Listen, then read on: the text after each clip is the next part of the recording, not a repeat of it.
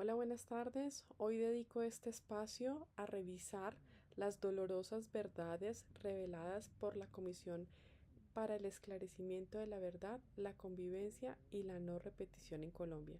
Mi nombre es Karina Sánchez Contreras, estudiante de Derecho de la Universidad Nacional Abierta de Distancia, y vamos a hablar acerca del informe final, la deuda histórica.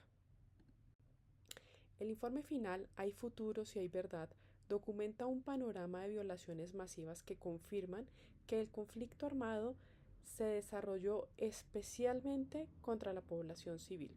El Estado colombiano, junto a guerrillas y paramilitares, es señalado por responsabilidad en hechos que han dejado una huella desafortunadamente imborrable en la dignidad humana y sobre todo en la colombiana.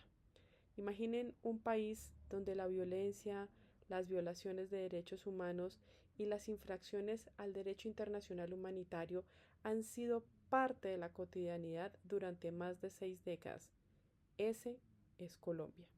No es una estadística, es la historia de miles de personas a pie, de civiles, de los más vulnerables, que además de sobrevivir a la pobreza, tuvieron que sobrevivir a una guerra que se libraba en medio de ellos. A lo largo del conflicto, la guerra se volvió una estrategia para controlar a la población y el territorio.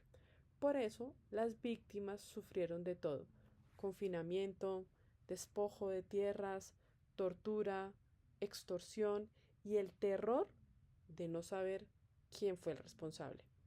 Las víctimas le preguntaron a la Comisión de la Verdad: queremos saber por qué pasó todo esto. Este relato profundiza en esa pregunta, muestra los patrones de violencia, el exterminio físico y simbólico del que eran considerado el enemigo, la reconfiguración violenta de nuestros territorios.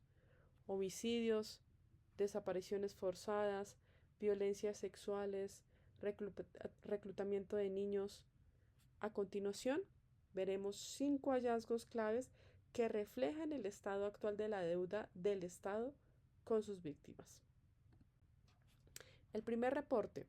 El informe establece que la eliminación del opositor fue una de las motivaciones centrales para el alto número de ejecuciones extrajudiciales y asesinatos selectivos.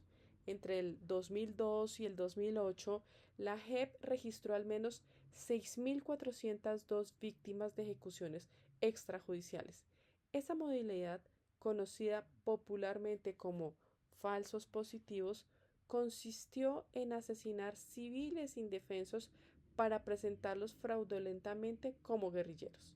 La Corte señala que estos crímenes no fueron actos aislados, sino propiciados por un sistema de disposiciones nacidas desde el mismo gobierno e implementadas por las fuerzas militares. Peor aún, el discurso del enemigo se utilizó para encubrir la corrupción con impunidad. El segundo reporte, la desaparición forzada, es descrita como una violación que deja una herida abierta en los familiares, cuyo duelo permanece bloqueado por la incertidumbre. Se estima que alrededor de 121.768 personas fueron desaparecidas forzosamente. La Corte determinó que esta práctica fue sistemática por parte de la fuerza pública y los grupos paramilitares, a menudo como forma de terror. Los familiares de las víctimas se encuentran sumidos en una búsqueda permanente, mientras que las dificultades en la coordinación institucional y la falta de acceso a información reservada siguen bloqueando la verdad. El reporte 3. Las violencias sexuales han sido cometidas por los distintos actores del conflicto armado.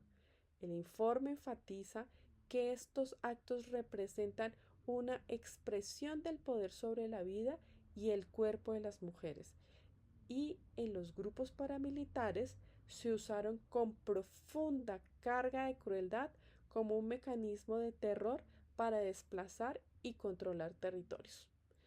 Pese a la masividad de la afectación, existe un gran subregistro debido a la falta de mecanismos adecuados.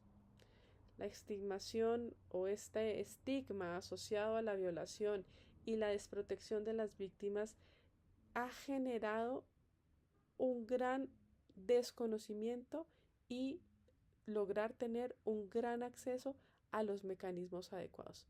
La institucionalidad a menudo ha profundizado el problema al sexualizar, culpabilizar y volver a exponer a las víctimas. En el cuarto reporte, el desplazamiento forzado es una de las heridas más extensas y con un profundo impacto social. Entre los años de 1985 y el 2019 se registraron más de 7.752.964 víctimas de desplazamiento forzado. Es crucial notar que de cada 10 personas muertas de manera violenta en el conflicto armado, 8 eran civiles.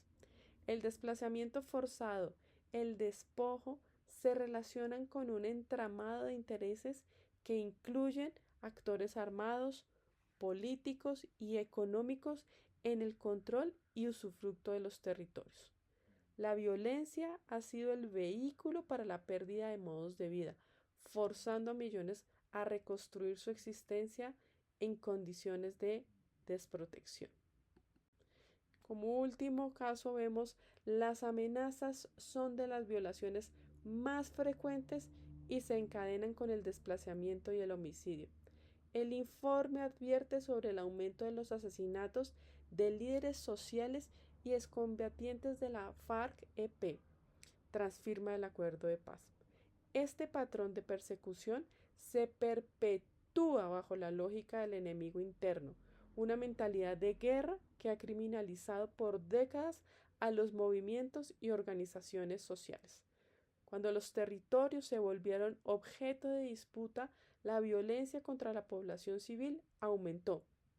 La impunidad frente a tantos hechos atroces es un factor que mantiene, desafortunadamente, activa la guerra.